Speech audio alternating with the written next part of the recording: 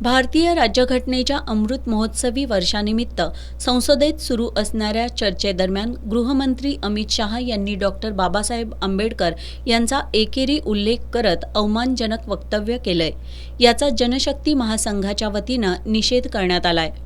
Doctor Babasaheb Ambedkar यांनी राज्यघटनेच्या माध्यमातून सर्व भारतीयांना हक्क, अधिकार मिळवून दिले, जगण्याचा अधिकार मिळवून दिला, देश एकसंघ ठेवण्याचं महान कार्य केलं। अशा महामानवाप्रती असं अपमानजनक वक्तव्य खपवून घेतलं जाणार नाही असा इशारा यावेळी देण्यात आला।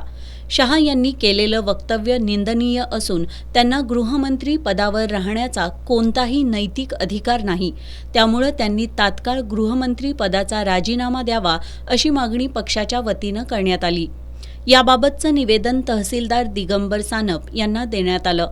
एकीकडे परभणीसारखी घटना घडली, ज्यामध्ये पोलिसाच्या बेदम मारहाणीमध्ये एका भीम सैनिकाचा प्राण गेला, तर दुसरीकडे देशाचे गृहमंत्री अशा पद्धतीनं महामानवाचा अपमान करत आहेत। त्यामुळे या घटना जाणीवपूर्वक घडवल्या जात आहेत का, अशी शंका यावेळी उपस्थित करण्यात आली। यावेळी जनशक्ती महासंघ संस्थापक अध्यक्ष दगडू भास्कर, महाराष्ट्र बहुजन आघाडी संस्थापक अध्यक्ष डॉक्टर अनिल माने, रमेश कांबळे, सुरेश राजशील, जी.बी. आंबटकर, सुरेश जत्राटकर, आनंदा कांबळे, रमेश पाचगावकर, भिकाजी कांबळे यांच्यासह पदाधिकारी आणि कार्यकर्ते मोठ्या संख्येनं उपस्थित होते।